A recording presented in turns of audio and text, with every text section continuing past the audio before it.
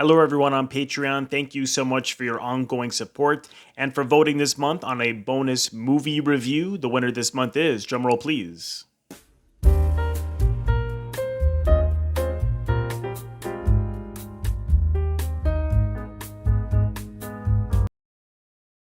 The Apprenticeship of Duddy Kravitz. This was released in 1974. It's a Canadian film. It was based on a book of the same title by Mordecai Richler, and the screenplay was by Lionel Chetwynd. It was directed by Ted Kotcheff, and it starred Richard Dreyfuss and Micheline Lanctot. I hope I'm pronouncing that correctly, and Jack Warden. As we could see, it's got an American lead in a Canadian film, and the reason for that at the time was because the Canadian film industry was underdeveloped, and so they had to use an American star. And here we are almost 50 years later, and we have a much more developed film industry, and they're still using American stars. But that's a whole other conversation.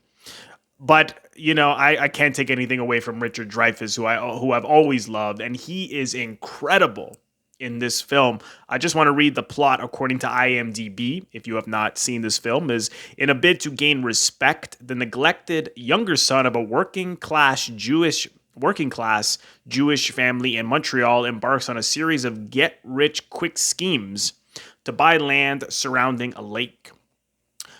What I like so much about the film is his ruthless ambition and his need to be a quote unquote somebody. And he was neglected by his uncle. His mother died when he was 6, and his father he's a shady character and looks like he's had a lot of bad breaks, and he's a pimp. He's working as a pimp and all these kind of shady dealings, and he has a brother who is becoming a doctor.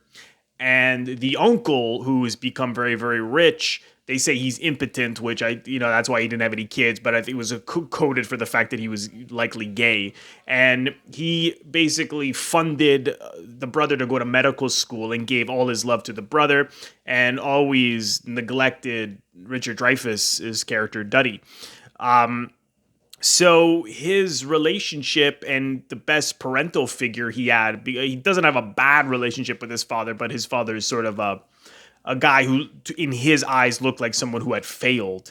And his grandfather had told him, a man is only worth something if he owns land. So he gets this advice from his grandfather, who is the only person who's given him attention and love. And basically tells him that, your father didn't succeed in this country, but neither did your uncle. Your uncle's rich, but he never had his own land, and a man is nothing without his own land. So he feels that in order to succeed, he has to be a somebody in life, and he has this ruthless ambition, and so he goes on this quest to buy land, and and the film is funny yet tragic at the same time, because he has the right intentions, but he ends up taking advantage of people he cares about, including this woman that he falls in love with, Yvette, played by Micheline Lanctot. She actually is from Montreal. Randy Quaid is also in it. He's someone that he also takes advantage of. And all the people who truly love him, he hurts the most, again, because his ruthless ambition, it gets the better of him, and it's quite a thick plot, and I don't want to spend the review just connecting all the dots of what happens, but essentially his ambition is so big that he's willing to kick people down that he truly cares about.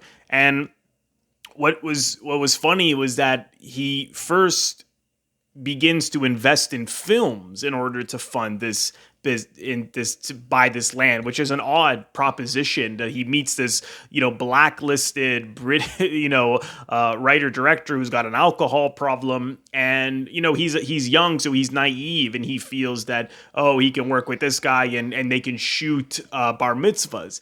And this is how he starts this business. And you see him going to the office, and he's so proud, Duddy Enterprises, and but he's just hanging on. I mean, he's borrowing money, he's scraping money by, he's doing all kinds of odd deals. So it's peculiar, and it's the energy of the film is great because he's going and going and going, and sometimes a scene will end with him exiting a scene and then being in the middle of the next scene, and I always love that abrupt ending. So you can't really look away because the guy's moving so quickly and he's approaching so many people. And of course, anti-Semitism is a big part of this. Some critics I read who are Jewish feel that this is one of the most Jewish films that have ever been, one of the most Jewish films that have ever been made. And what I found interesting is that they're dealing with anti-Semitism. I mean, he wants to buy land, but he can't buy it because all the land people the farmers who own it, are anti-Semitic and don't like Jewish people. So his girlfriend, who is not Jewish, who the Jewish people call a non-Jewish woman, a shishka. I hope I have that pronunciation correctly. Is a front for the purchases, and you feel as though in the way he reacts to the fact that they won't sell to him because he's Jewish, that he's dealt with that kind of behavior his whole life to the point where he almost takes advantage of it. Because later on, he's in a bidding war with this gangster who's a Jewish gangster to get the land. And, he's happy that he's going to have an advantage over that guy because he knows that they won't sell to him because he's Jewish. And he even says, something along the lines of, yes, another anti-Semite, when he finds out that the farmer won't sell to the other guy because the other guy's Jewish, but because he has his girlfriend to front for him. So he's used to it, and the anti-Semitism to the point where he can take advantage of it. And one thing that I thought was interesting was that amongst even his Jewish friends, well, I shouldn't say friends because they're more colleagues, because early in the film, he goes to make money and serving as a waiter, like very wealthy people, and all the waiters are Jewish, and they sort of look down on him because he's from a lower class area, and they're sort of had better upbringings, at least economically speaking, and they're trying to act more sophisticated, and they put him down because he's less sophisticated than they are. And one of the rich people say to him, "Oh, if you really do good service, there'll be good tips in it for you." So he's giving the best service he can. He's going fast. He's bribing the cooks to give him all the food quickly, and he's a true opportunist. And one of the guys sees him doing this and then says to someone else that he's the reason for anti-Semitism because they can point to him and say, "Oh, look, another Jewish guy who's always out for a buck." So, which I thought was so sad to that because he's someone who's really hustling for money, that people are going to be anti-Semitic because that is a quote unquote Jewish trait.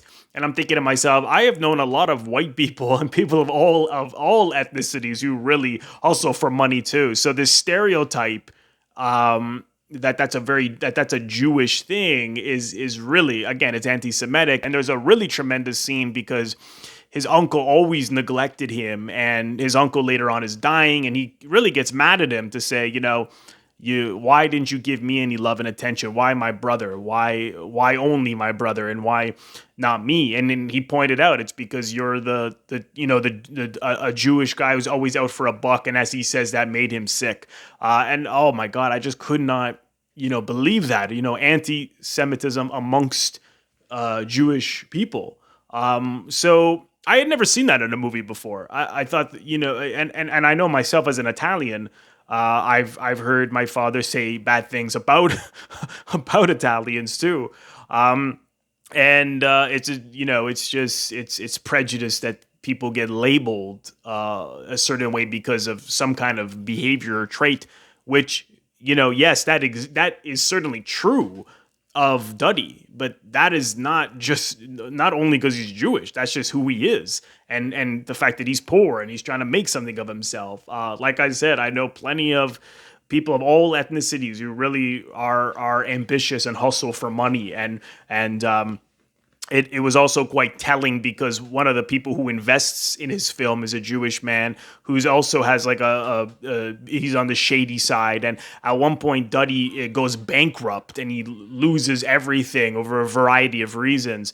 And, he says to him, hey, why do you think it's so easy to earn a living? Because Duddy Kravitz is really depressed at this point, and he goes, it's us against the white people. They have all the weapons, right? So there's always this feeling of we have to do what we have to do because we're against the white people here.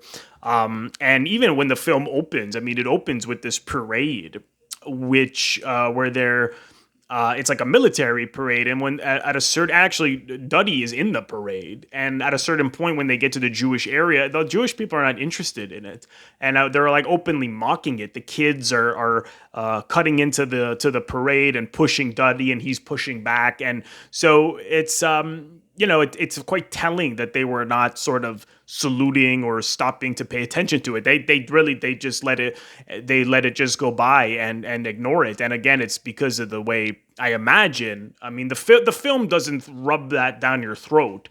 It's not all about anti-Semitism, but I imagine I thought that was interesting how they did that in a very subtle way by having the people in the Jewish neighborhoods pay no attention to this military parade that was very, very Canadian that was going on at the same time. But I did find it really compelling, his ruthless ambition that he makes too many mistakes, and he takes advantage of the wrong people.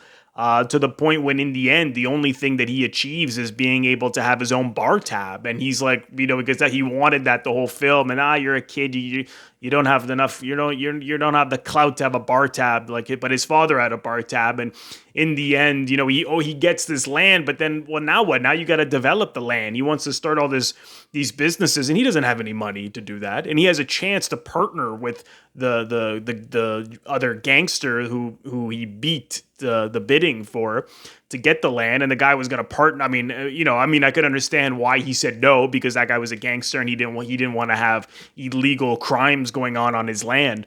So I think he did the right thing, and he really, shoves it in this guy's face that it's his land and get off of my land, and he's gloating. But at the same time, it's tragic because you have the land, but he doesn't have any money to do anything else yet. Anyways, I mean, he did hustle his way into getting the land, but he still has a hell of a mountain to climb. And it's tragic at the end. I mean, you hear his father in the voiceover saying, he's quite proud of his son, actually, but he's proud of him for the wrong reasons. I mean, you get the sense that the father did shady things because he had to.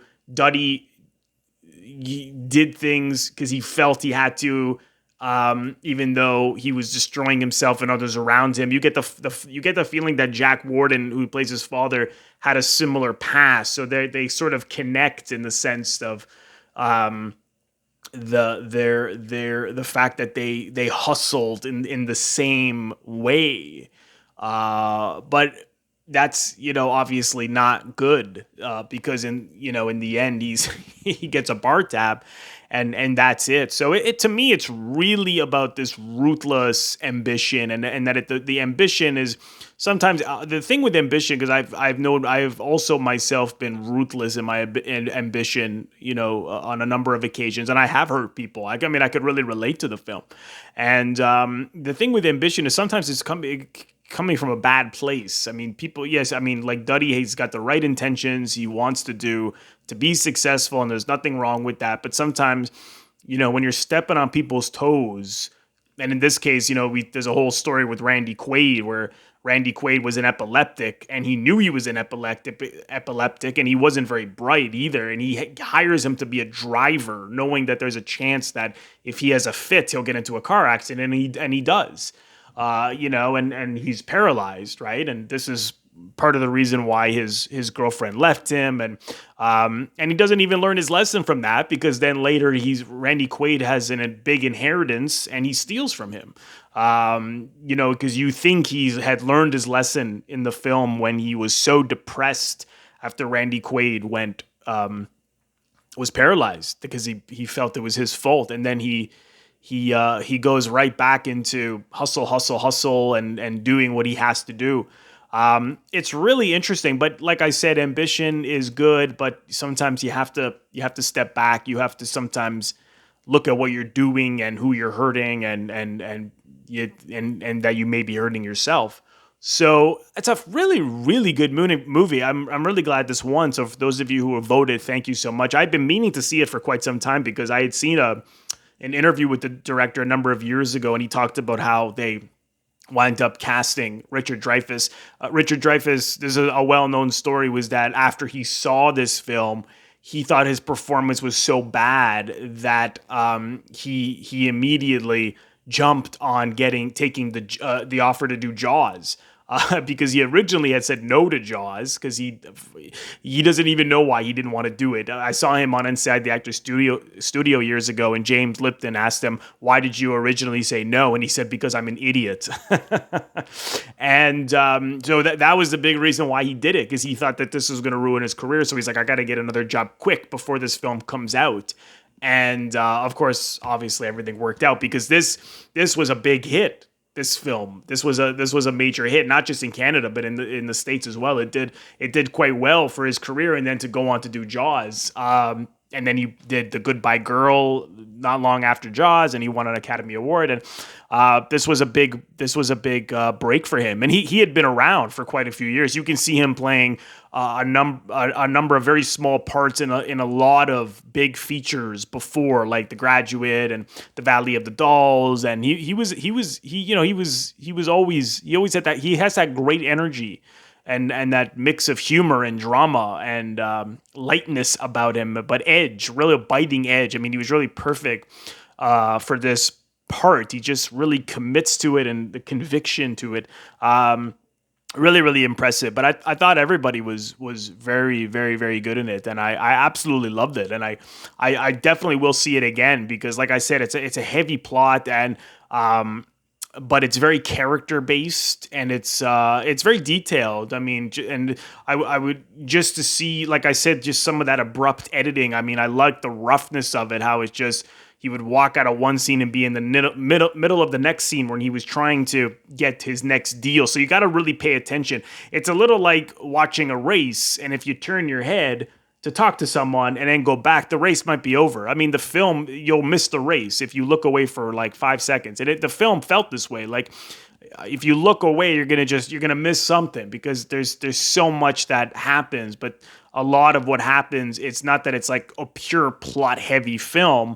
It's strong on plot, but also strong on character, and his behavior is really what is driving the film forward, as opposed to some kind of an incident that occurs. So I loved it. It's one of the all-time great Canadian films, certainly. So if you haven't seen it, I highly recommend it. And I want to thank you again for voting. And I will hope that you've enjoyed this. If you've seen the film, comment below and let me know what you think. Thank you so much, and I will see you in the next video.